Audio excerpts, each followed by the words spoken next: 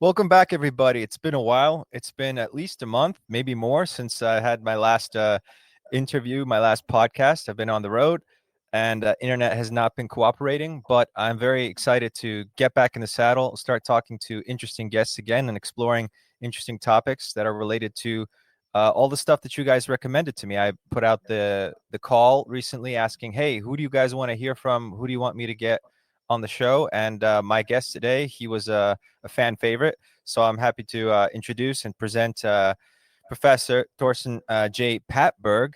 And first of all, thank you for coming on. Thanks for chatting with me. We haven't met before, but I really think we're going to have a great talk today because we're going to talk. A lot of people have been asking me, can you talk about China? What are your thoughts on China? And I've been really honest about that. I've said, I don't speak Chinese. I mean, I have my conspiracy theories about it, mostly related to, like, if you don't know, I do a lot of like Soviet conspiracy stuff. I'll like, I speak Russian, and so I can like read what these people were saying about what really happened in the Soviet Union, what imploded the Soviet Union. And I would love to do that about like China and understanding what are the roots of Chinese civilization, what's all of this stuff that's going on. But I have to be honest, I'm not an expert at it. But my guest today, I think he has something interesting to say. I think he can take the discussion much further than I could. So with that introduction, welcome, Professor. How are you? And what do you think about today's topic? Hello. Well, I'm fine. Thank you very much for having me. I'm looking forward to this. It's a rare opportunity. And first of all, I'm not a professor. I'm just a doctor, right? A PhD. Not a professor. I left university. I do my own thing, my own research.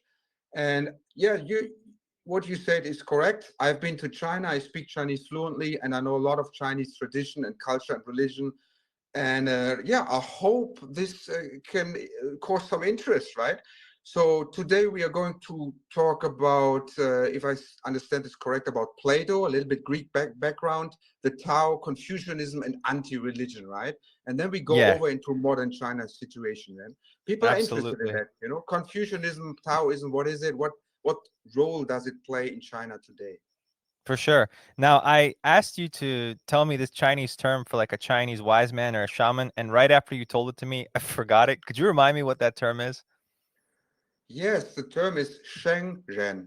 Shengren. Shangzhen. Thank you. Now, you Shengren. said you call Yes. yourself a Shangzhen, right? Is this like No, I a don't. I would never call myself a Shengren. This is the highest okay? title in the Confucian tradition of China.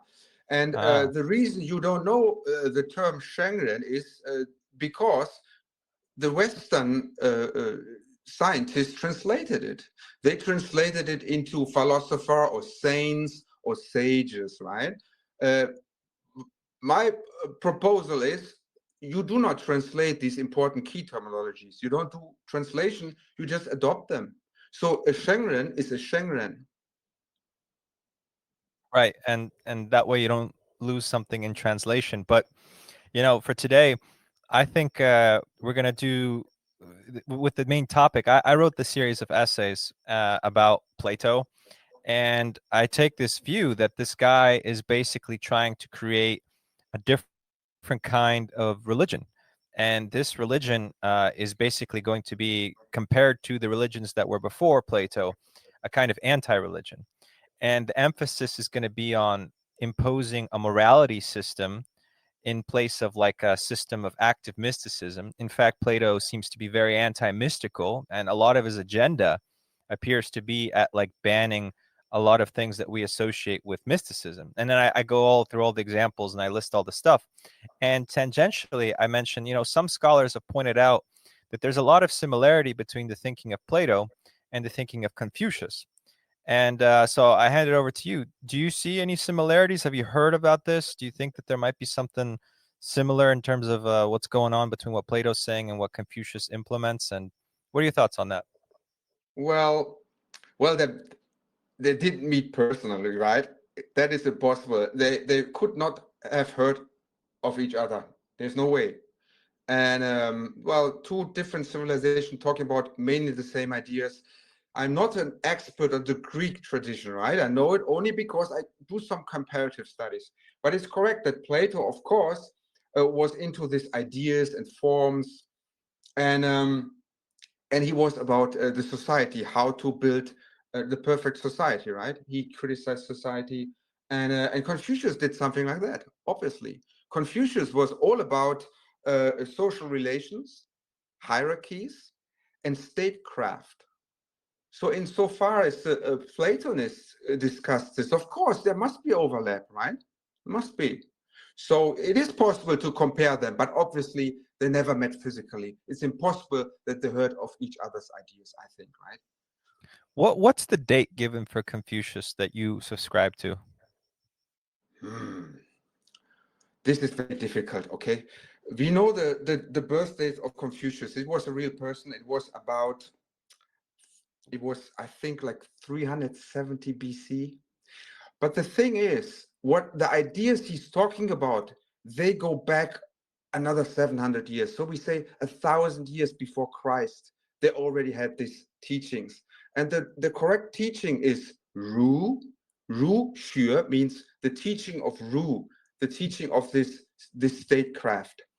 And the name Confucius was later actually, well, they they took the name of Confucius, and superimposed it on this whole school of thought. Okay.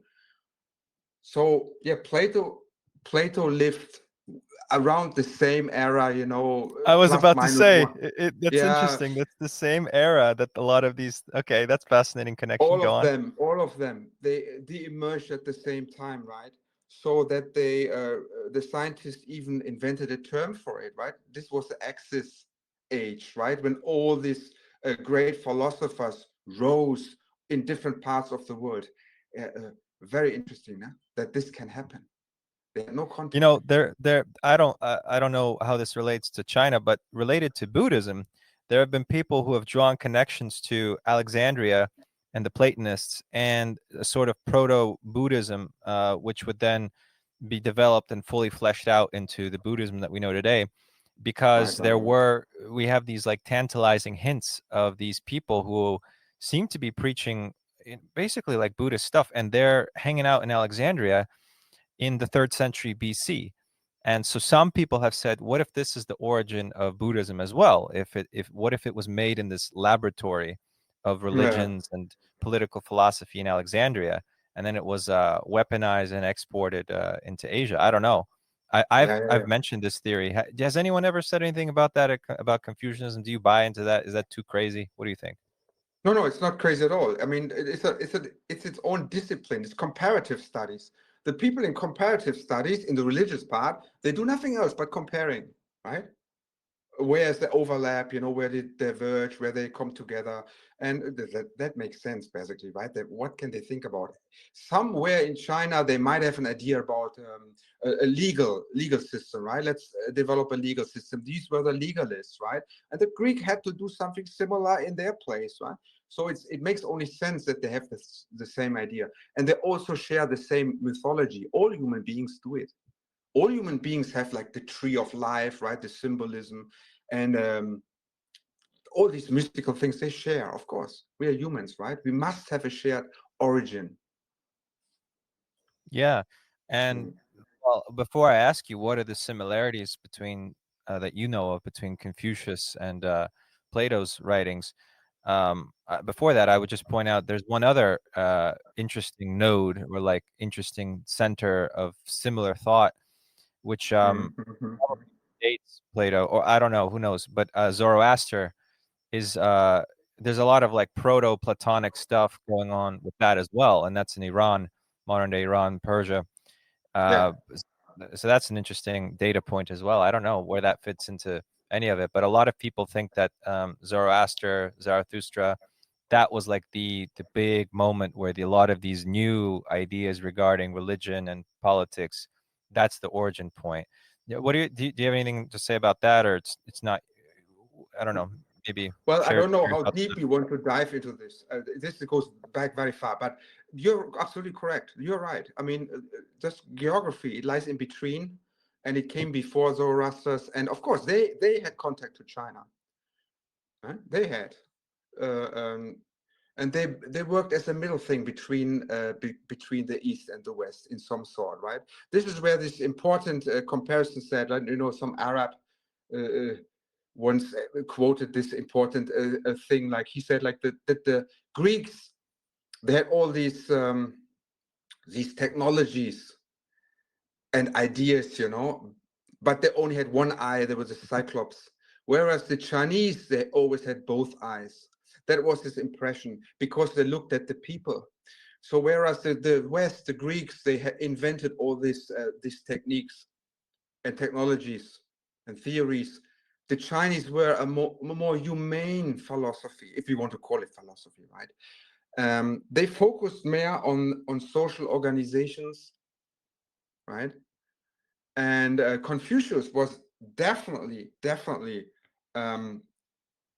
all about a moral code, ethics and morals in the people, right? Right. Very Right. different from And Plato, very different from Plato from this respect, right?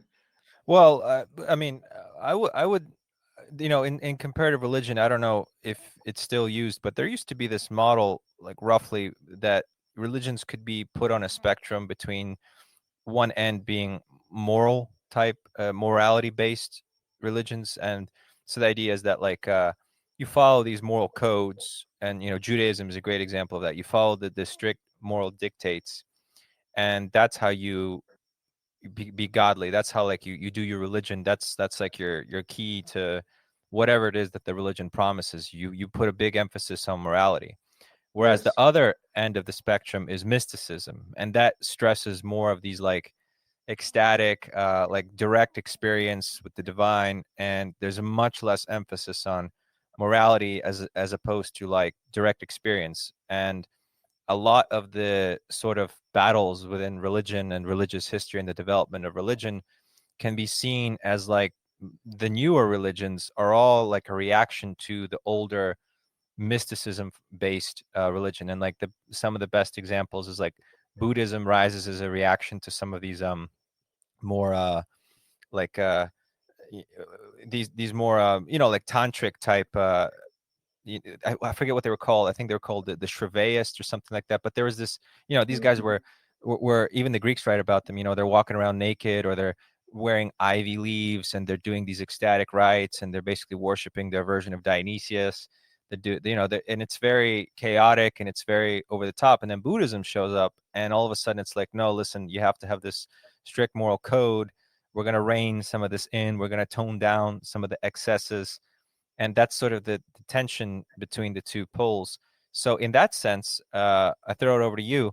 With Plato, he's basically saying the same thing. Like the reason why he wants to ban the older religions and the older mythology and the older way of life is because he calls it immoral, and he says that it breeds immorality. Look at the way that these gods behave in the Homeric epics. We can't have this. We need to have a moral order. And Confucius says the same thing, that we need to have like a moral order.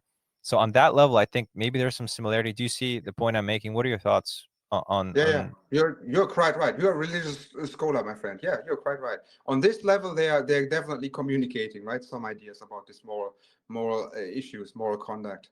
But you talking about the spectrum, I like this idea. Yeah, this is true, right? On the one hand, you have the completely moral spectrum, the ethics, the way to conduct yourself in society, social institution, all this way. And on the other side, you have this, Buddhism is not on the other side completely. On the other side, you would have like this complete mysticism. And here now comes into play Daoism, right? We wanted to talk Yes, about the Dao. Here it go comes. ahead. Confucianism needed an opponent movement, and Right. those were the Taoists. Okay, now the Taoists, they were around, of course, like Confucianism, the basic idea, they were around forever, right? But they kind of had a peak around. Laozi is the founder of Taoism. Most people quote the Laozi. The Laozi and the Zhuangzi, two people they quote, whereas Confucianism is Confucius and Menzi or Mencius. Two people, like Pepsi Cola, like they always choose two people in one movement. So you have Confucianism, right? It's running very well in China. It gets traction around 500 BCs, actually, before Confucius arrives, and then really gets traction. It's adopted, but it's only one of approximately 100 schools. So very similar to the Greek. The Greeks, they had so many schools, right? In the beginning, philosophy was just a school. It was one of many, right? That the Stoikas, and the legalists, the dialectics, there are all these little schools. And of course, we only know about philosophy because it was later unified under philosophy, this title, right?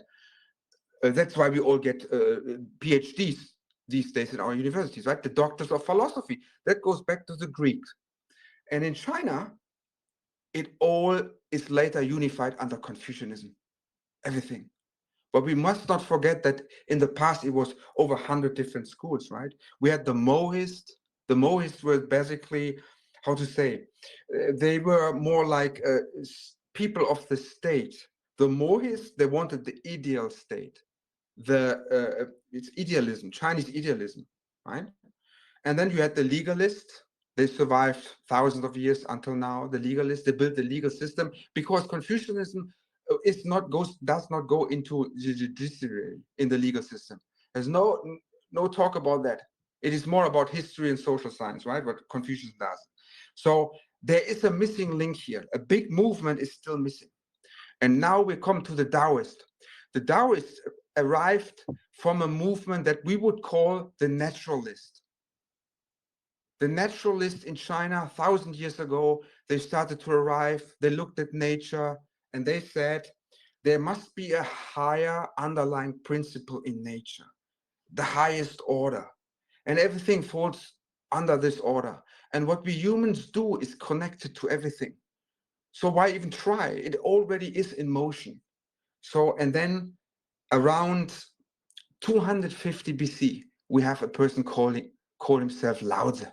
He's riding on an ox. He comes much later than Confucius, but he's here on an ox and he preaches the natural order of things.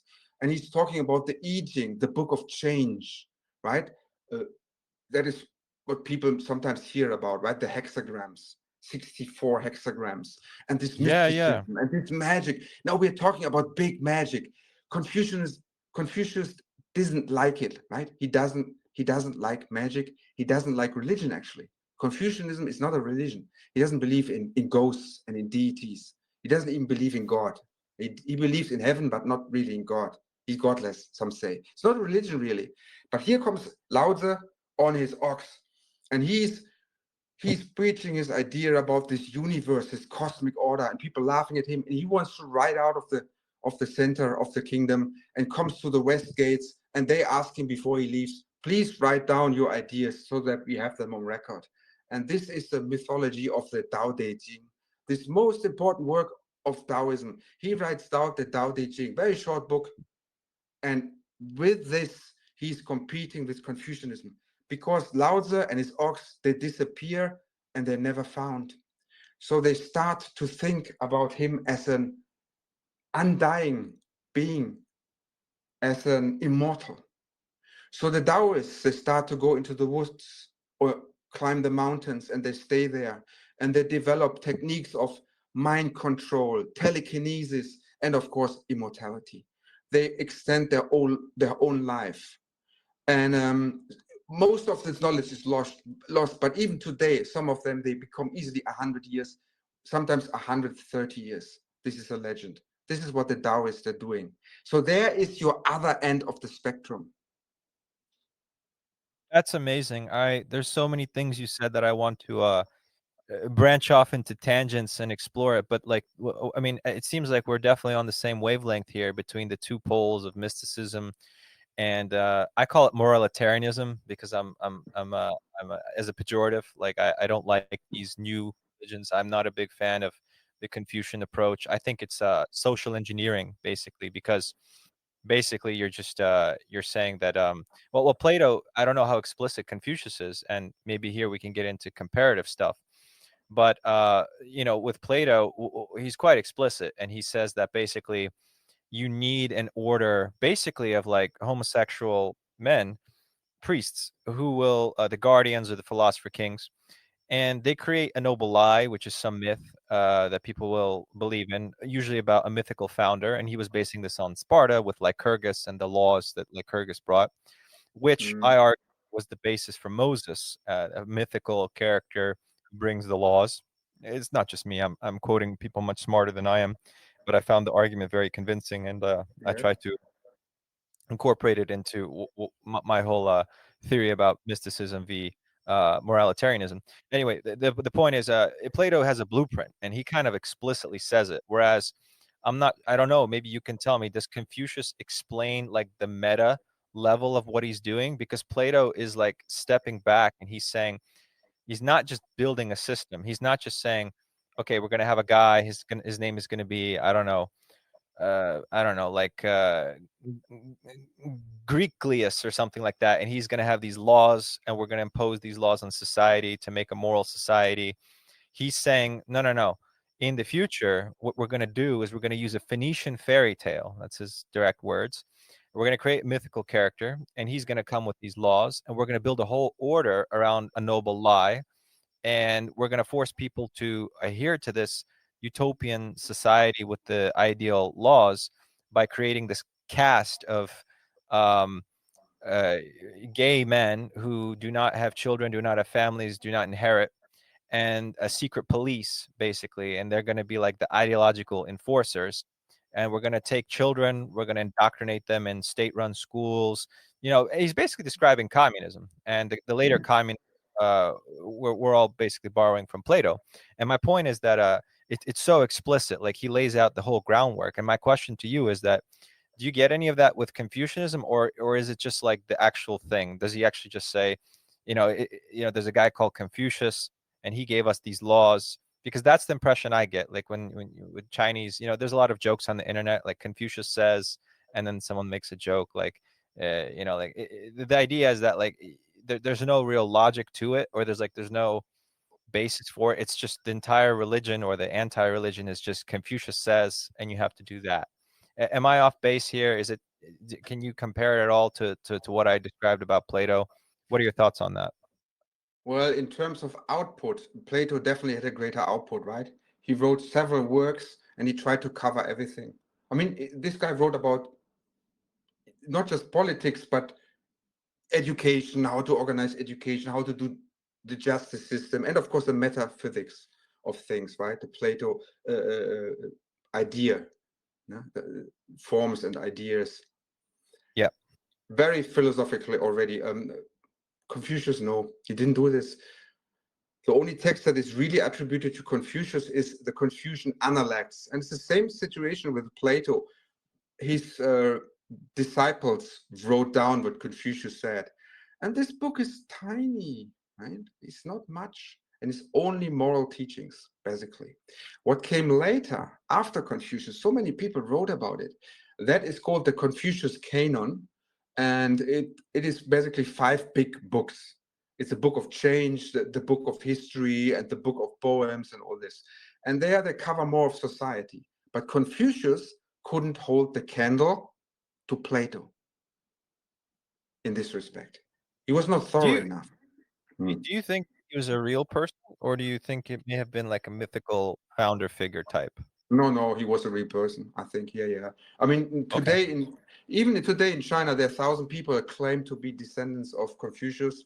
And one of the professors at foreign language university in Peking, his name is Kong, and he's on TV, on Chinese TV, and he's a direct descendant of Confucius. Yeah. Wow. Do you know? Do you believe it? Like, do you think it can be verified, or is it just sort of like a status thing? He speaks like it as if no, he's a bushwhacker. He's very funny. He's always Okay. on Okay. TV. Yeah. Very funny, Well, very interesting, right? The real name of Confucius was Kongqiu, and yeah, he was on record. He possibly, yeah, he probably lived, yeah. okay. That And he was makes him even lucky more. that he got the, yeah. Yeah, I was about to say that just makes him even more Plato-like in that sense, because I think Plato was a real person as well. Yeah, sure, of course, he was a real person. Yeah. And But so are you the other brought up two, right? you Socrates and Aristotle. They were real persons, yeah. yeah, you brought up the interesting thing that Daoism was sort of a reaction to Confucianism. Absolutely. But do you think it derived from something prior to Daoism? Like, it came out of the Himalayas, right? Taoism. Yeah. I don't know exact the point of origin. I mean, I once visited in central China. There's a city like Dongfeng, and they said Taoism arrived there, right? It emerged there because they really chain it to Laozi and Zhuangzi, these famous people. But the origin of this naturalist movement, this yin and yang, right? Today we say yin and yang, the two opposites. They are part of Taoism, of course, but in the past they were not. There was a naturalist movement that dates back to the Zhou dynasty in China, thousands before BC. So it's impossible to really determine the exact city or region where it originated, right? Back then they talked about the primordial dragon king, right? The yellow king, mythical creatures, right? Not real person back then. Fascinating. But would you say that it's like uniquely steeped in Chinese mythology, or it's more of like, there's some similarities to like ancient shaman traditions? Or I've heard that like Siberia may have been the origin of a lot of these myths that ended up being labeled Chinese. Any thoughts on that? I don't know about that, but everything is possible. There's so many new researchers coming in, right? And now with the technology at hand, uh, possibly dates will change, explanations will change, of course. People find out more about these things. But for now, we can say with absolute certainty, for now, that Taoism is a Chinese thing. Yeah, it emerged in China as it is, and Buddhism not, right? Buddhism came from India. Today it's not in India. Funnily, today it's in China. In Japan. I'm in Japan, right? In Japan, it's a Buddhist country. Korea is a Buddhist country, and India lost Buddhism. Right? I didn't want. I'm already asking you all these tangential questions. I can't help myself. But I heard that Taoism had an influence in Japan as well, and that basically there were these Taoist refugees or exiles, and that they had moved into the mountains in Japan, and that they were somehow involved in like some occult orders that you had in the Japanese mountains. And have you ever heard that? That Yeah, just of course. Yeah. Just a week ago, I was in the Taoist temple here in Tokyo. Yeah. Taoism is big here. What always was, because it is the counterpoise to Confucianism, right? Um, Japan was a Confucian-inspired country. It's a Sinitic society, and it was inspired by Confucianism, very much so. And if you have one movement, you need the other. The Taoists were always here. Only Buddhism came later. Today, China likes to say, well, the great Chinese tradition, Confucianism, Daoism, Buddhism. Buddhism came to China in 65 BC, they say. They sent in envoys to India because they heard some things about the Buddha, and then they took the sutras, the scrolls, and took them back to China, and there it blossomed. Yeah, fascinating. But just to get back on track, then, so you're saying Taoism is like this reaction to the moralitarian. That's my term, I guess. The morality-based, sterile, almost atheistic Confucianism, and so Taoism is this like mystical reaction to it. And did this ever like translate into politics? Because I heard that there was these rebellions that were basically inspired by the Taoists. Like maybe if this is true or not, but like the Yellow Turban Rebellion, that it Oh, was Taoist yes. medicine men. So yeah, could you talk about that? Zhang Jue. Zhang Jue is the leader of the the Yellow Turban Rebellion. Zhang Jue, excellent man. He was a Taoist. He was a magician, a sorcerer. And he mobilized people everywhere, all over ancient China. And of course, they marched against the emperor. A big mistake, right? If you try to topple the emperor himself, you get into trouble. So they hunted him down, long wars, well, let's call it a civil war. It was less than that. But these were the Taoists, and now here it comes. They defeated the Taoists everywhere, right? Zhang Jue and his generals, they wrote novels about this, history books, Very amazing. The Romance of the Three Kingdoms, is that correct? Yeah, they were. Yes, exactly. They were the yellow turbans as well. Yes, yes, it's connected. And but he lost, and that is the reason researchers assume, historians assume, why Taoism never became a proper religion. It isn't. It was expelled from China because of that historic mistake, right? I don't know what it's comparable to. The collapse of a society, of the belief system. They were defeated. They were, of course, banned, censored for a while, hundreds of years. And because of that, they went into underground again and did their magic thing. Never disappeared in China, but never became a state religion. So Confucianism was a state religion in China, especially Ming Dynasty, Han Dynasty, and all this. But Taoism never. It was always a movement opposed to Confucianism, a little bit suppressed because of this person, Zhang Jie, and his Yellow Turban rebellion. Yeah, that makes sense to me. But were they then involved in like other anti-government actions? So they created basically like a mystical occult underground. I've heard a lot of different things, like a White Lotus Society, perhaps, or some, or like, are there any like famous underground movements or cells that were these Taoists plotting further rebellions and stuff like that later on?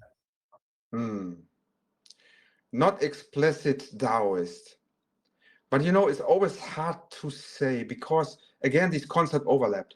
I give an example. There's this very important novel in China, The Travels of Lao-Tzu. And remember this in our China Studies seminar at university. The Travels of Lao-Tzu. Lao-Tzu comes into this village and he compares Confucianism and Taoism and Buddhism to the stalls selling spices on a market, on a public market. He says, basically, all these little stalls selling us this religion, they're selling us the same thing, basically, but only in different portions and packages, right? So there is so much overlap that you can always say, oh, I cover much of what the Taoists believe in, but I'm also a Buddhist. I'm a Buddhist Taoist, or I'm a Confucian Buddhist. This is possible in China, right? So a more modern example would be the Falun Gong. Have you heard about the Falun Gong? Is this something? Yes, yeah. I was hoping In the to East, it's get big, into that right? later. Yeah. Oh. I knew I was invited to come to their temple. They have a temple in upstate New York where they have this famous qigong practitioner, and he runs basically like a cult.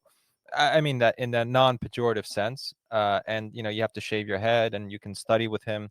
He's quite famous. I forget his name, but I knew a lady who was very deep in his cult, and she told me all about this, and she gave me a recommendation. But I didn't want to go to New York. But do you mind if we hold off on Falun Gong for just a little bit later? But it's interesting that you say that they're Taoists, because that would make sense, because they're Yeah. basically like in opposition to the current Chinese ruling party, right? Yeah. The Qigong, and this is Taoism element. Yeah. Yeah. Well, so here's my question then. The next one is, this is fascinating. We've already sort of set the parameters of the debate. I'm actually working on a book right now, tentatively titled "The Metaphysics of Rebellion." And one of the things that I noticed when I was studying rebellions, I was like wondering, like I had sort of a bit of a Marxist background, not really. Like I was just, Russian. I studied, the Lenin and Marx and all that. And I was wondering, like, how do these revolutions really start? And I was forced to conclude that like there's two kinds. There's like the sort of top-down revolutions, which powerful people affect, and I kind of tabled that. But what I found was that this theory that basically like when the conditions are right, when the workers are oppressed, or like when wages are not being paid, or when the peasants are hungry, that this causes rebellions. I found that wasn't true. And I found that like actually the key thing that motivates most peasant uprisings, slave revolts, is mysticism. And it's these sort of leaders, like the yellow turban Taoist leaders who led the rebellion. In fact, that's one of the examples that I used in my previous book. But I found that it was the same everywhere. Like in Rome, like the great slave uprisings, they were led by magicians, like Servetus or the guy who came before him. And then you go to North America, and the Indians, the American Indians, they were led by a shaman called Tecumseh. Or when the Sioux rebelled, it was because the shamans came and taught them the ghost dance, and they would suddenly communing with the spirits of their ancestors, and all of a sudden they were like, oh, empowered to launch a rebellion. And I kept realizing that all of the great uprisings in history were not caused by Marxist, interpretation of events, that it's like about material goods or about, economic conditions, but it was the emergence of mystical leaders. And one of the biggest breakthroughs for me was understanding. I'd studied Protestantism, and I realized that all of the sects of Protestantism are named after mystical techniques, like the Quakers. I don't know if you've ever heard of the Quakers in America. Have you heard of them? Yeah, I heard about them. Yes, yes. The Quakers, it's in the name. What they would do is they would shake and they would do these dance. It's very similar to like what the swirling dervishes did in like Syria and Lebanon. And you just go down the list. Like Anabaptists would like drown people, simulate death, and then pull them out and do CPR on them. You'd have people who would dig holes like meth addicts until they were exhausted and they would have visions. You'd have people who would lie down in the snow and get hypothermia, and then they'd have visions. And they were all named, like all these different names of all the various Protestant sects. These were basically like mystical, ecstatic, revolutionary cells. And that's sort of what was the driving force behind the great religious wars of Europe, which, huge civil war bathed the whole Europe in blood. So there were so many examples, and I realized, wow, there's something to this. It's these weird magicians who show up on the scene and trigger these rebellions, and that's why I took an interest in it. I don't know. I've said a lot. That wasn't my main question, but what are your thoughts on that? Do you have anything you want to comment on No. that? I'm enjoying our conversation more and more. You are absolutely right. There's something. You are onto something. Yeah. If you could find or argue a unifying principle of resistance, right? That has to do with mysticism. And yeah, it makes sense. It makes absolute sense. I mean, and we also know this because the Taoist influence, this mysticism, is traceable all over Europe. Also, right? A lot of our revolutionaries picked up some principles about it, and definitely there's something to it. This mysticism, this magician, this mind control techniques, this is what they're doing, right? The Taoists. Can we get into that next? Could you tell me some of the specific stuff that really stood out to you about these Taoists and what they were up to, what they were doing, techniques they were using? Because with the Protestants, it's much simpler. We have a lot of documentation, and in America, some of them still do it. Like, you'll still have them doing these crazy. You can see it on YouTube. They'll like shake themselves and they'll speak in tongues and they'll do all this crazy stuff. So it's much easier with Protestant. But what about the Taoists? Do you have anything you can contribute to that? Yeah, absolutely. But one thing I have to say first, right? We all know this is a sad truth of our society. There are some things that cannot be talked about in public, on the internet. They're not, this is information you cannot find in ordinary books. It's impossible. My professor at Peking University, he translated the main book that is used in America today of the book of Tao and Te, the Tao Te Ching, right? He's the principal translator, and he's a Taoist scholar. He's not a practitioner, different, but even him, the professor himself at Peking University of Daoism, would never talk about these things. Right? You have to find a Taoist master, like you would find a Buddhist master, right? And you go and you learn from him, right? This is what you do. It's a master-disciple relationship. You won't find this on the internet. But what I can do is, of course, can talk a little bit about what's already out there, what everybody can see, okay? So, for example, take our beloved Disney franchise, Star Wars. It was created by George Lucas, right? Star Wars is Taoism. Everything about it is Taoism. So people look at Star Wars, they can learn a lot about the basic principle principles of Taoism, right? Is it okay if I talk about Star Wars and Taoism? Yeah, go ahead. I All love right, all the right. Star Wars lore. Yeah, Go ahead. this is the thing. I mean, it's written record. George Lucas himself, he said something about this. But what he's basically saying is, think about it. It's a space saga with aliens fighting superhumans. Okay, and the superhumans are called Jedi Knights, who mastered the Force and embarked on the Jedi's way. Jedi Knights, the Force, and the Jedi's way. Well, this is Taoism, right? The way, the Jedi's way is the Tao. The Force is Qi. People have heard about Qi, right? The Force, the breath, the last breath you take, the Qi, the Force. And of course, the superhumans, they're the Daojun in Taoism, Daojun, or sometimes also Junzi, the perfect gentlemen. But the Daojun is stronger. These are the practitioners of Tao. These people have the superpowers. So they're using the Qi of the Tao to become Daojun. There you have it. This is a metaphor for Taoism. You look at Star Wars and you know what Taoism is all about. Yeah, and the Sith Lords. I thought that they were a direct reference to city masters. Like the tantric masters of India and Tibet. Have you ever Yeah, thought about yeah, that? yeah, of Yeah. course. The Buddhism will claim elements of this for themselves. Any religion can do this.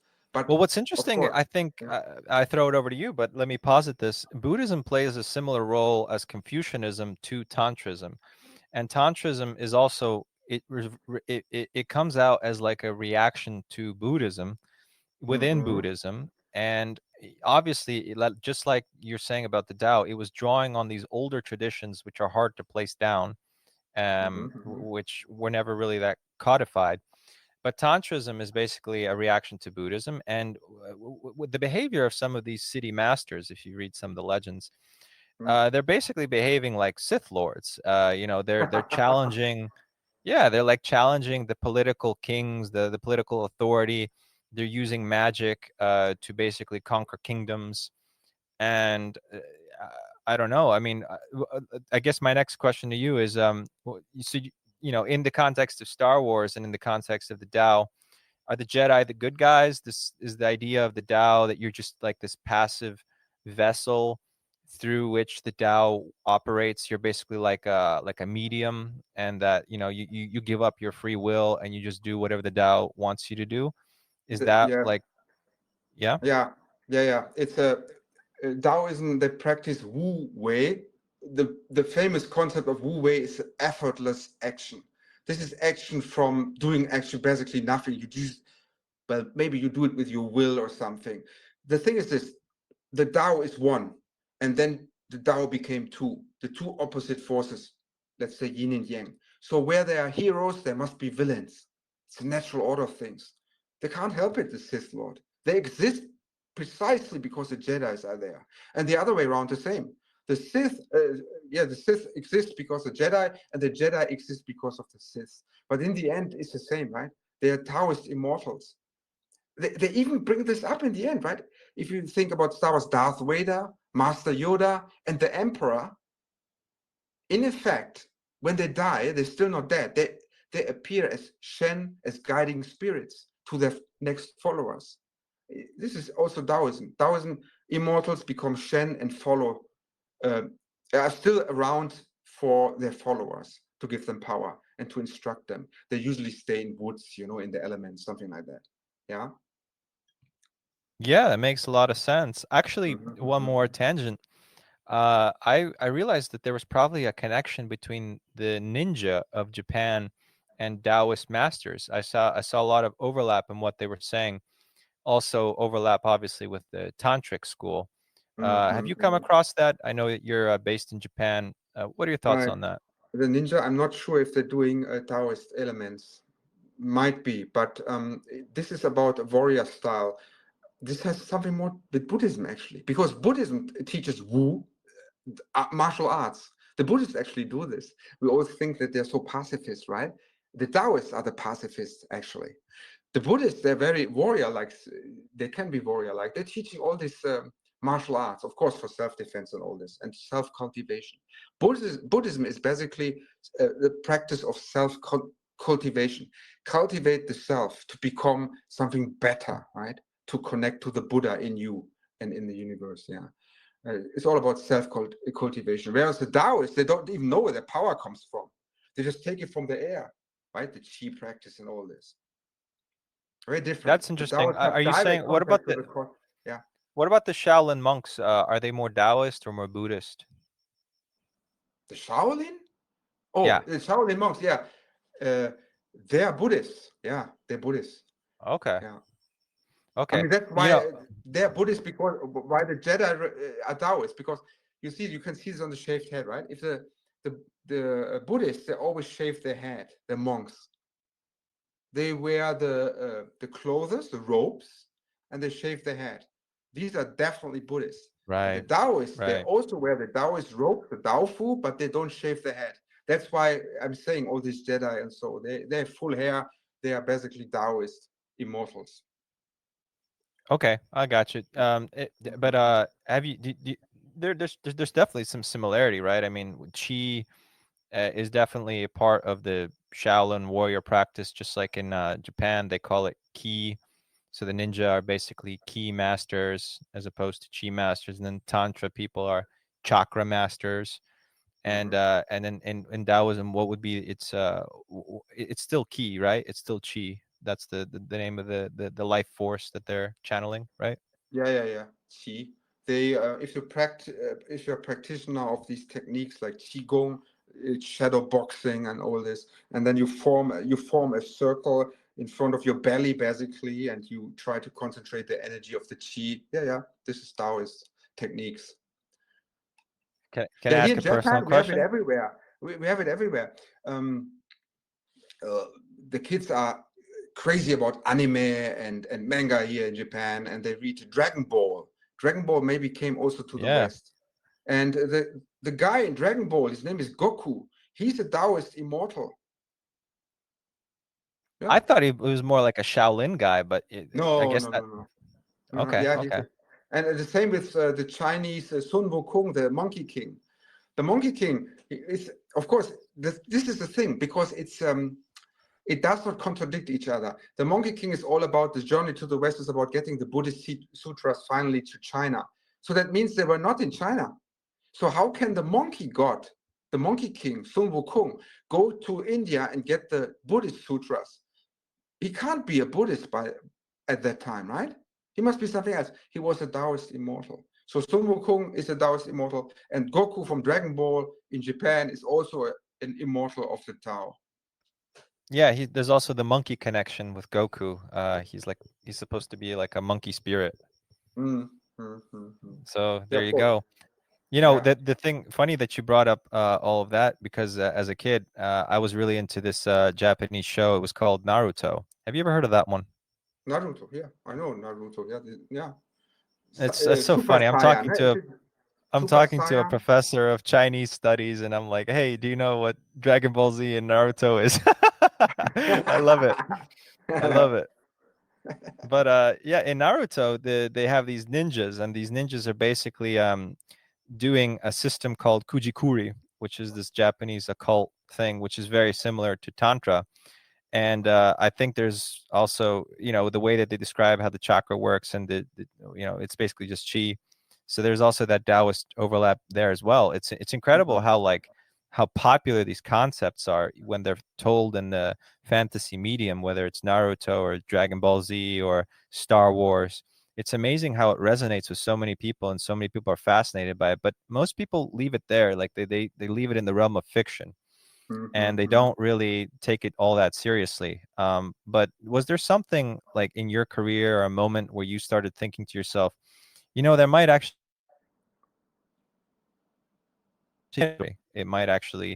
be some like basis to it?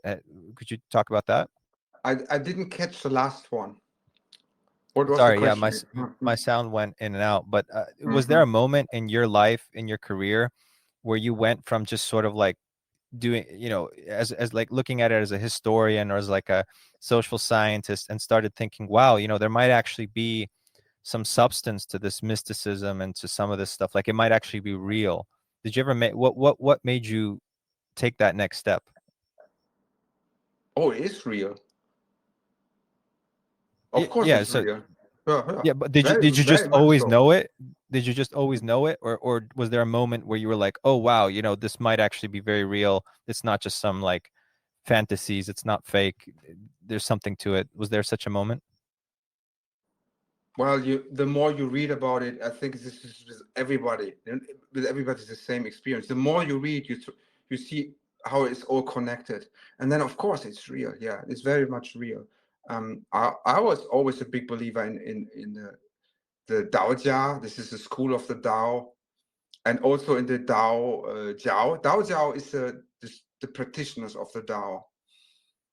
Yes, I met some. There was a representative of them at Tokyo University here in Japan. I remember they had a talk about this, and I always fascinating because these people, the Dao Jiao, the real practitioner of Dao, they don't even go to university.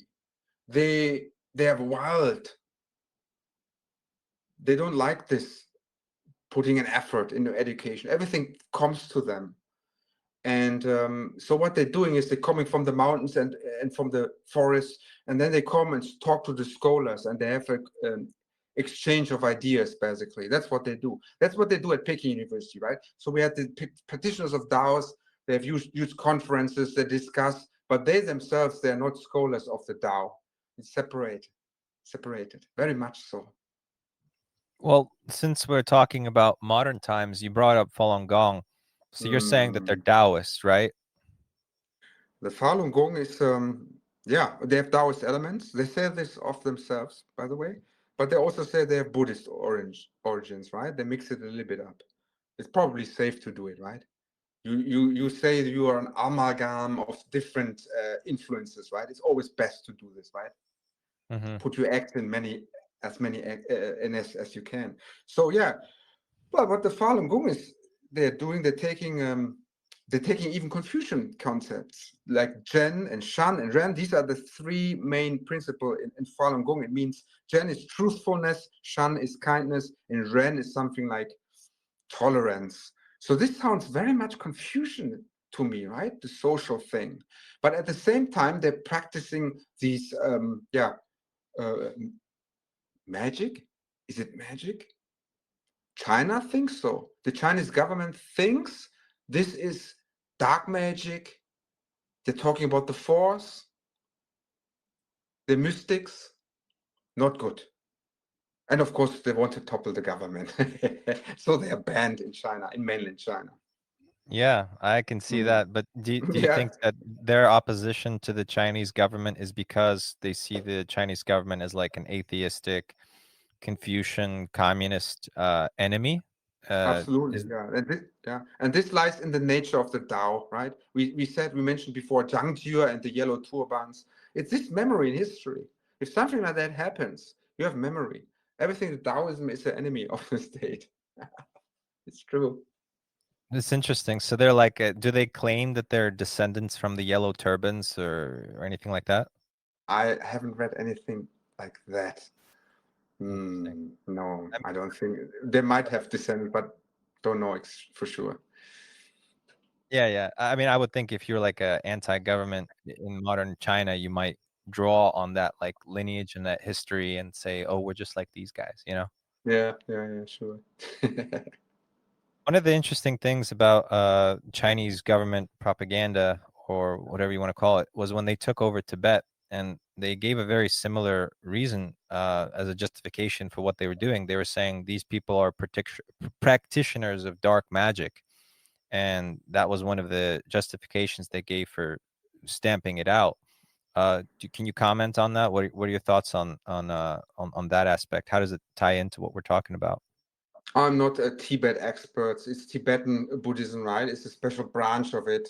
And I've been to Tibet once, not long, but I'll have to say they are, how to say it, they were backwards, right? So they could easily be invaded by anybody, right? When the British came there, we have reports about them, the British Empire, the English were there. These were all spiritual sutras, very nice, but they didn't develop anything else, right? Which led the government of China to conclude that Buddhism and Confucianism also later is not a good idea. Maybe these religious tendencies, they're not religious, but anyway, these belief systems, maybe they're a little bit backward. Is it the right word? Backward? Tibet was very backward and superstitious. People are very superstitious there. Try to run an economy if the people are super superstitious. And of course, they were counter-revolutionary, reactionary, right? They would say, no, no, we don't believe in the government. Stay out of our business. We're practicing our Buddhism here, right? And it's not a good idea for government. So they try to ban it for a while. But now, obviously, with the Xi Jinping era is back. Confucianism is back, right? And Buddhism, these movements are back in China, definitely. Yeah, I remember there was this famous, not famous. It was a recent thing with when Trump came to visit, I think, and I think they were at the Great Wall, and she was telling them something about Confucianism. Do you know that episode? Have you? No, I I mean, don't know that episode. No. well, but what you mentioned this branch of Buddhism in Tibet. It's called Bon, Bon, Bon, and the thing is that I'm pretty like pro mysticism and everything, but I think Bon it really is sort of like a poster child for like the dark side of mysticism, because there was some really scary stuff happening in Tibet, like like they would skin people and they would make books out of the skin of the people, and most people were slaves to the lamas, like they were literal, and a huge part of the population was basically in slavery, and Yeah. I don't know, that would you say that that's like a perversion of the idea, or is that like it was basically like the evil Sith, uh, Yes, it was probably a perversion. These instances happen in any religious movement or cult. Maybe it's more like a cult. But these days, I can assure you, like Tibetan Buddhism, it's everywhere in China. At every university, you have departments, people studying this. Not necessarily practicing it, but definitely studying this. It's not banned or anything, right? And the biggest Tibetan temple anywhere in the world is in Beijing, is in Peking. They're highly respected. It's just interesting. that they did dark stuff in Tibet, right? Yeah, yeah. Well, back to just I was wondering, in the revolutionary years, the communists were pretty much they were destroying all these temples and these sort of cultural reforms, which involved, you know, just straight up burning a lot of temples. Uh, were they also anti-Confucius as well, or was it more just like anti-Taoist, anti-Buddhist? What are your thoughts on that? No, on Daoism, they didn't need to crack down because Daoism was not the proper religion. It was more like the cults. So this is like, how do you crack down on cults, right? You say no cult, right? Terrorists, maybe. No. But mainly it was Confucianism and Buddhism. They cracked down on that. Yeah. If you want to learn some fancy swear words, you look at the Cultural Revolution in China, because they had fantastic swear words for the enemies of the revolution, right? They called them bourgeois careerists, conspirators, renegades, traitors, double dealers, Confucianism was seen as backward. They have a lot of rituals you have to do. And if you do a lot of rituals, you cannot work properly in a socialism, right? And the family structure was strictly Confucianist. And socialism doesn't like families, right? That much. They say we are one big family, but the power is not with the family, but with the state later. So they had to crack down on Confucianism. Yeah, it was wild. They burned down What's all the that phrase? Confucian. Yeah, What's that phrase that the Marxists use, that the family is a gun in the hands of the bourgeoisie? Have you ever heard that one? I'm not sure about this one now, but yeah, it could be. I mean, they had, oh my God, they were really, really terrorizing these people. Yeah. If they found out you were counter-revolutionary, it was very bad. So they burned out all the Confucius temples. they had schools, like clubs. Confucian societies were all burned down. Not the temples necessarily. They were transformed into libraries. No, functional they were. But Confucianism was stamped out, and that it is believed that this actually helped China to make, to modernize in a way, because Confucianism is a form of, is it totalitarianism, a moral dictatorship, something like that? I mean, they don't need laws. Basically, they put you down with moral laws and restriction, right? Very hard to break through this. If they control you with a moral police, they don't need a regular police force. So Confucianism is like this. And of course, it's very elitism. I tell you what, Confucianism today, even, it's not with the general population. It's mostly with the elites, with the educated, in the universities, and also in the West, right? All the Chinese at our elite universities in the West, at the Ivy League in America, and so they're Confucianists, many of them.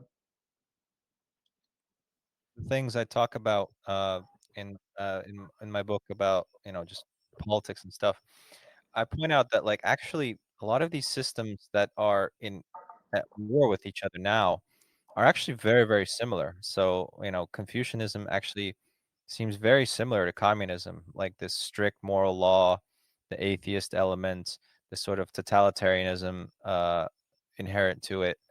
It seems extremely compatible with communism. And so you basically have like two very similar sects that are at war with each other. But that doesn't mean that they don't have similar ideological origins. It's just one is the next more extreme version of the previous incarnation. Like the revolution continues and it eats itself. So say like another example is the Puritans in America. These are Mm-hmm. strict totalitarian communities. And people don't know this, but like America was supposed to be a communist country because when the Pilgrims, the Puritans came over, the very first thing that they wrote was the Mayflower Compact, which was just like kind of a constitution for the colonies. And they said that be communally owned. And they were they had a very, very strict moral code. And so they were very this stuff you would find it basically on the collective farms in the Soviet Union. I mean, it's so similar. Wow, And wow, yeah. but at the same time, obviously these Americans were very anti-communist when communism took over the Soviet Union and China. But at the same, Mm-hmm. it's a very similar system. That's the funny thing is that like a lot of in America, there's like all this culture war going on now, and you have this radical left and everything like that, and they have this very new version of communism or social justice or something. And a lot of people blame this on like the Chinese are influencing politics, or the Russians are influencing politics. But if you actually like look at, say, the universities in America, these are communist institutions, and they were for 400 years. I mean, it's like a monastery. You're there and you're talking, and it's very communal living, dormitories. You eat together in the refectory, in the cantina. It's like eh, eh, you know, it, there's a direct link, is what I'm saying, between I say that Plato is the first guy. He's the one who sort of lays this all out. He's the one who lays the blueprint for a moralitarian society.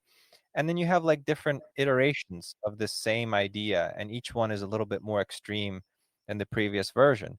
And the newer version is always at odds with the older version, but that doesn't mean that they don't have the same ideas at their origin. So a lot of Plato's teachings, they make their way into Christianity, and a lot of the structures that he talks about, that becomes the Catholic Church. It's entirely compatible with Platonic principles. Another Mm-hmm. crazy parallel is the government of Iran, the mullahs. They will openly say that they believe that they are the perfect version of Plato's republic, that they are the perfect Platonic society, that they are the correct interpretation of Plato, which is kind of crazy. But if you read about it, you're like, yeah, there has to be a religious, pretty much elite, like the mullahs, and they have to decide what art gets banned, what culture gets banned, what is allowed. Uh, so many parallels basically between Catholic monks, the Confucians, the mullahs of Iran.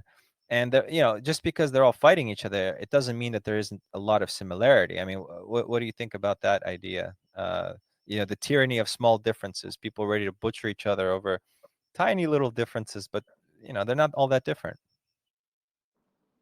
Yeah, sure. I mean, you mentioned the universities in America, that they're basically training camps. What is it, for communism?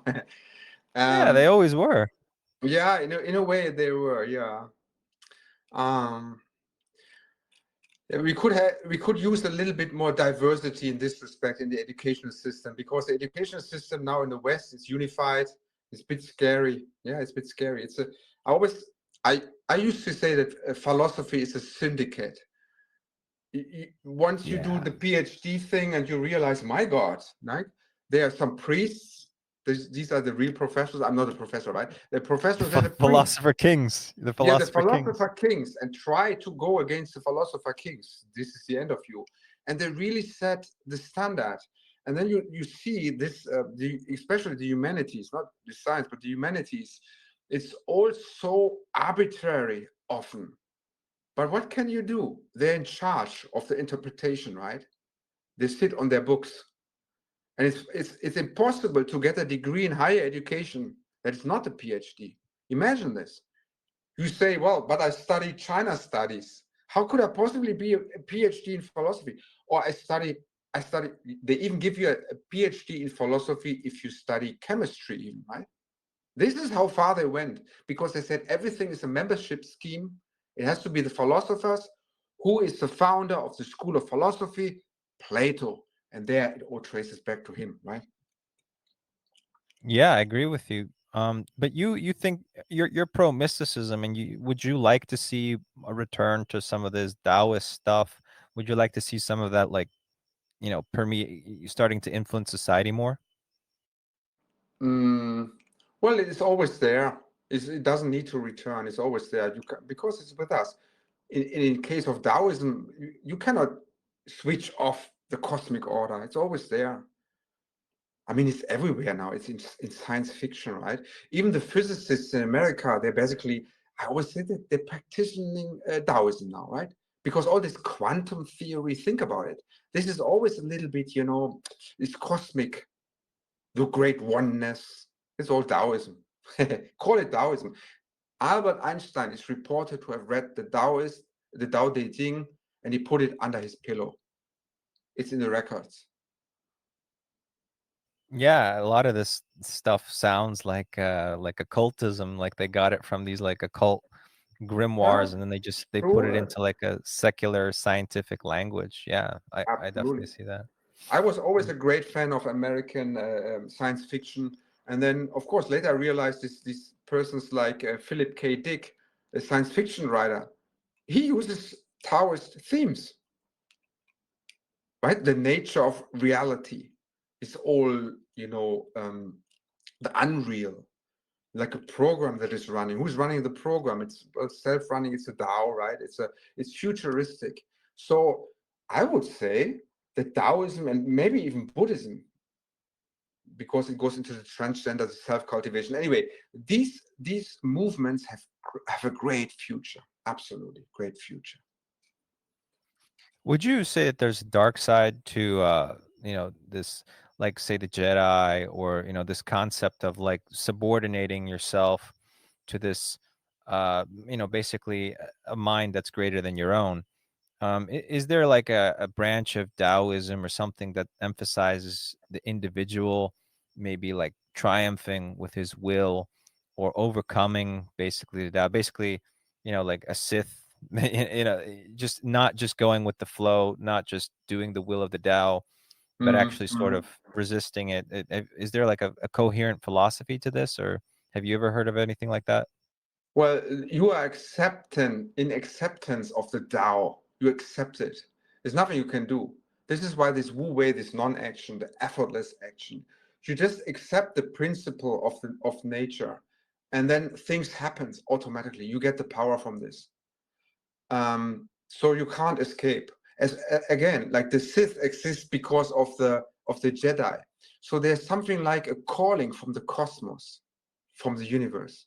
You get a call. There's something going on. some people they take too much of the Tao power, the Qi. They're going up they go. And now you are chosen one basically not by your own choosing. You are basically catapulted in your position. You become a powerful villain or hero against these people. Something like this.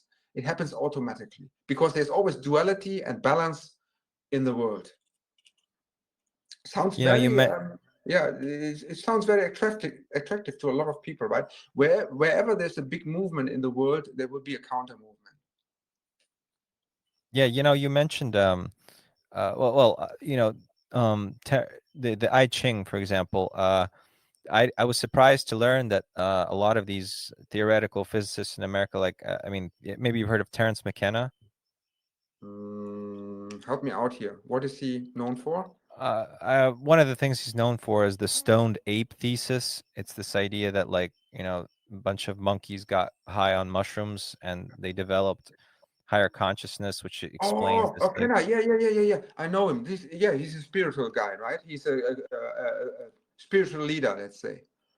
Yeah, like a theoretical, I guess, physicist or something. Well, he was a big fan of the I Ching, and he believed that, like, it had the ability to, you know, it was a good device to predict the future, to glean, uh, the future, like, with the sticks that you throw. You know what I'm talking Hmm. about? Those, what are those called? Do you know? The sticks you throw, not sure. Oh, you Yeah, mean it's like this a, to see the future or something like this yeah. superstitious thing? Yeah, yes. I Go don't on, know. yeah. I don't. Do you know what they're called? These Ah, divination sticks that you throw, because you see this, them in. it escapes me, but I know what you're talking about, of course. Yeah, these rituals. Yeah, go on. What are they doing? Well, basically, the idea is that whenever you have, like, a random variability, like a random number generator or a deck of cards or something where randomness is like a key thing, like a key Hmm. factor, that basically, if you can use randomness to actually predict the future, that actually, if you take, like, the tarot, for example, which is sort of a sort of more sophisticated version of these divination sticks used in the I Ching, Hmm. and you pull out some cards from the deck randomly. The thing is that it might not actually be all that random, and that the universe, when you give it what do you call it, like a template, or you give it a medium in which Hmm. it can influence the randomness, that the universe will give you hints as to the future. So that's like the basis of a lot of divination. It's this idea that, like, you sort of set up something random, like dice or knuckle bones or something that you, in theory, you can't control. You throw it, you shake it, you throw it, you shuffle the deck, you throw the sticks. And because it's random, it actually can be influenced by, outside forces. And that way you can divine the future. So in, like, ancient Rome or ancient Greece, they would, like, cut open the intestines of, like, an animal, a goat or something, and they would try to read the future in the intestines, because it was random, but at the same time it could be influenced. Anyway, stuff like No, that. So no, yeah, you're this is true. Yeah, of course. This is also, this also part of Taoism. Yeah, definitely.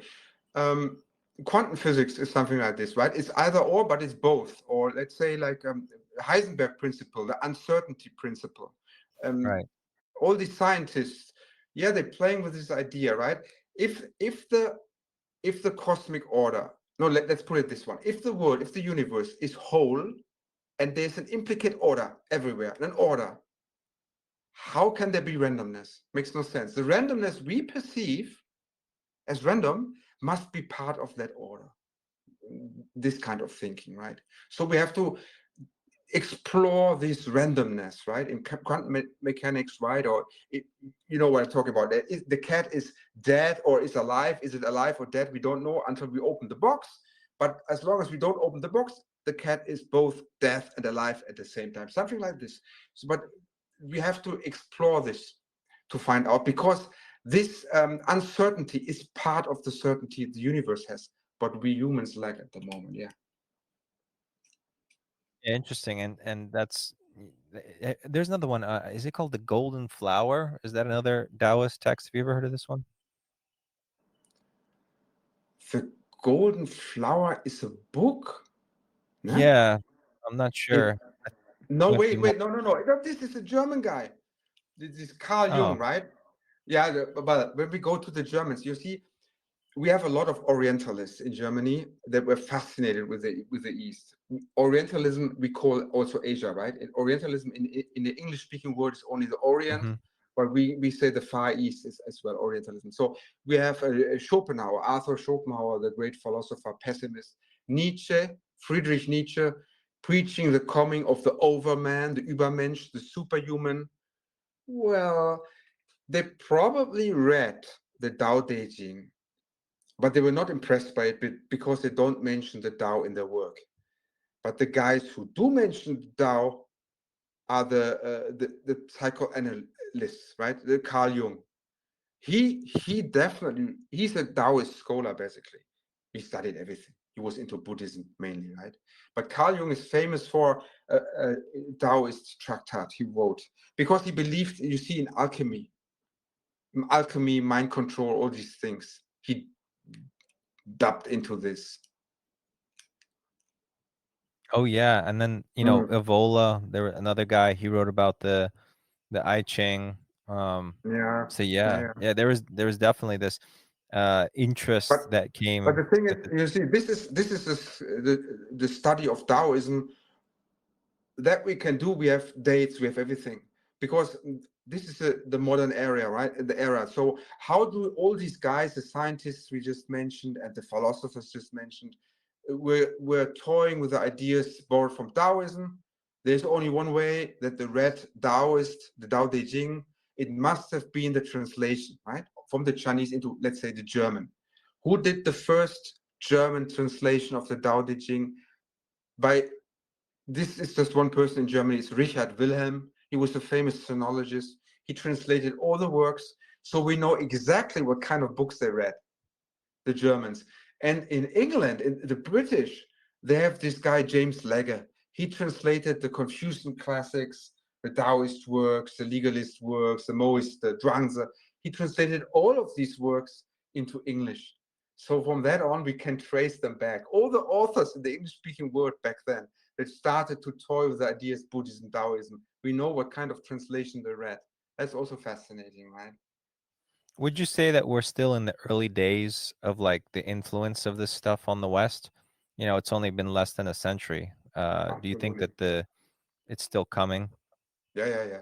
It's absolutely, because we started our talk with the Shengren, right? This was my dissertation in Peking University. A Shengren is a Chinese sage, right? But we don't know the word Shengren because they never cared to adopt this Chinese loan word. They translated everything. So my theory is like from then forward, looking around, and I think I'm convinced by now that what we call in the West China studies is an invention. It's an invention by our professors who are holier than holy, by the Jesuits who first came to China and Christianized it or tried to. It is an invention by the West. And you can see the traces everywhere. Peking University and Tsinghua University, the two most famous ones in Peking, they were both co-founded by the Americans. Right? And our China experts, they're all white dudes, right? From Europe or America. So the China studies is basically Chinese free. And this has to change. Obviously has to change. We have to ask the Chinese, what are you doing there for thousands of years? You have to come over and teach us also in the West, right? It must be a win-win situation. At the moment, it's very one-sided. China studies is definitely a Western discipline. I see. You Mm. mentioned the Jesuits. I would assume that the Jesuits were trying to, they were immediately enemies of, like, say, the Taoists and the Confucians, right? Probably mostly the Mhm. Confucians. So did they write about this sort of thing? Were they like doing stuff to fight against it? Because the Catholics, the Jesuits, were even up in Tibet, actually. In fact, one of the major rebellions that occurred in Tibet was an anti-Catholic pogrom. They started just killing all these Catholic priests. I think it was the red turbans. I think that was the name of one of their major rebellions. And that was very recent. I think it was like in the late 19th century.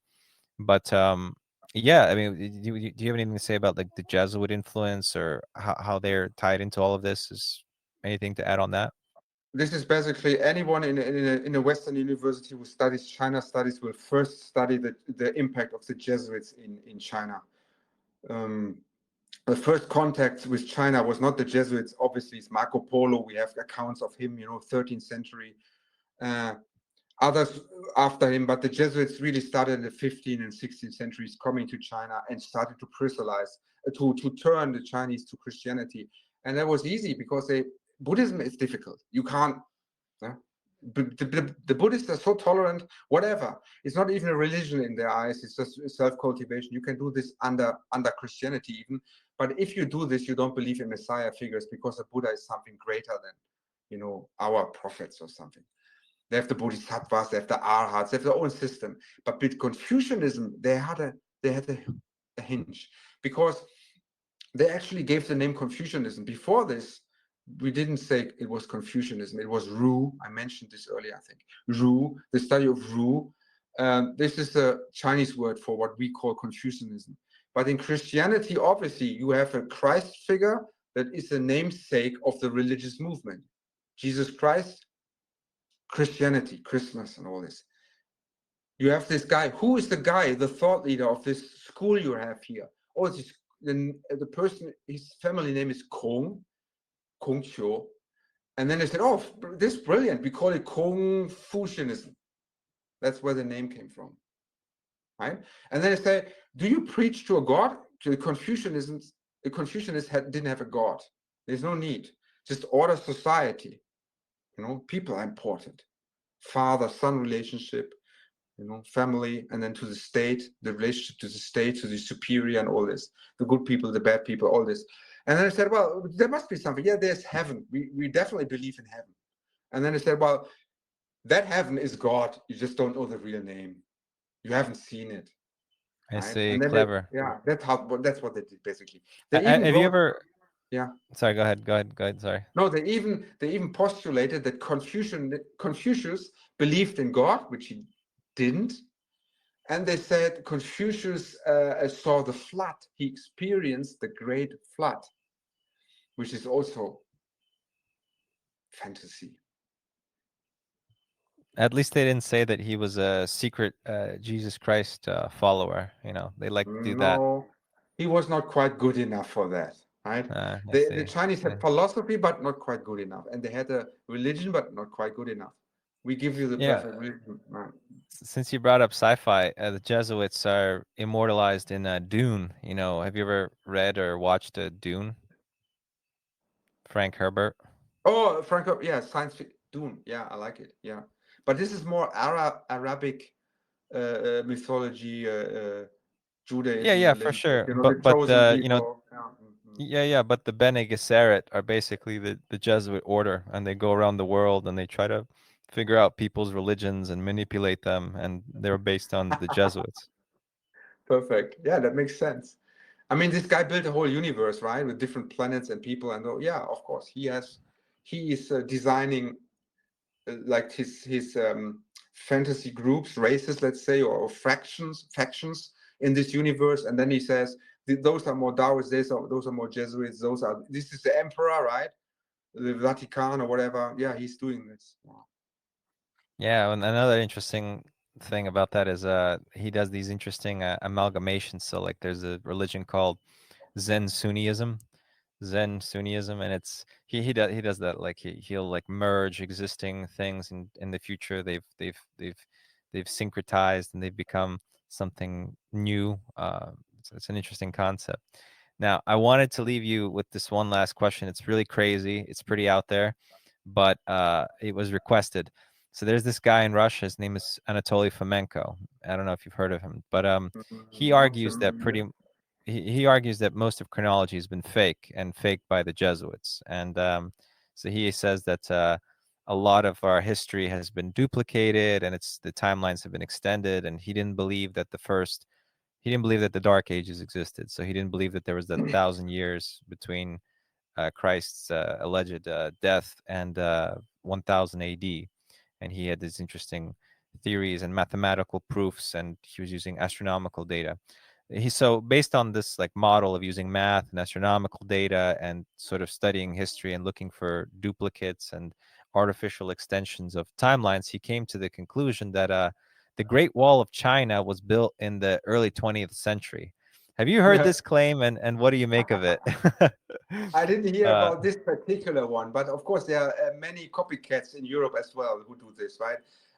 Many scientists who say like there's a missing 700 years, I think, right? Middle Ages. Yeah, Gunnar Heinsohn. That's one of your guys. Yeah. He's a German guy. Yeah, that's fascinating. And do it.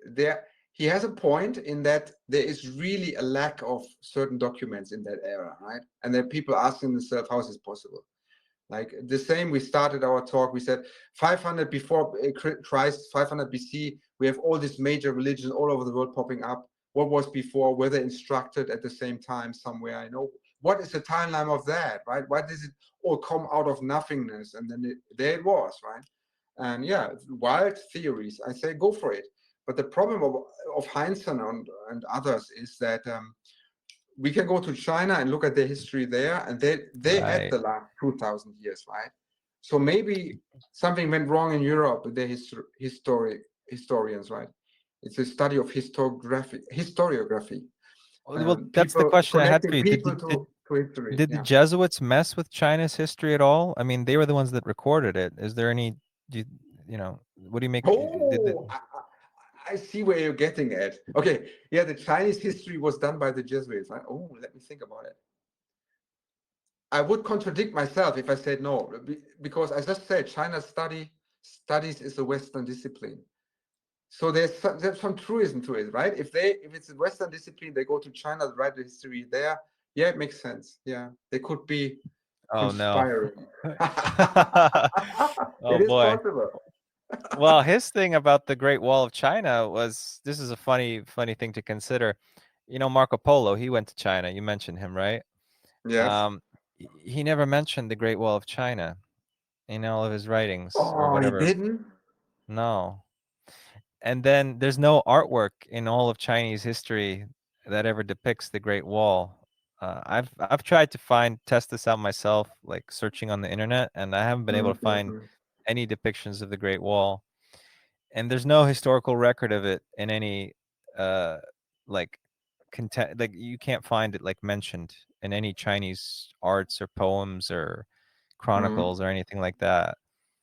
So, and then the funny thing is that the Chinese government admits that the actual wall that tourists walk on is a reconstruction, but that it's you know, the old wall was crumbling. They just restored it.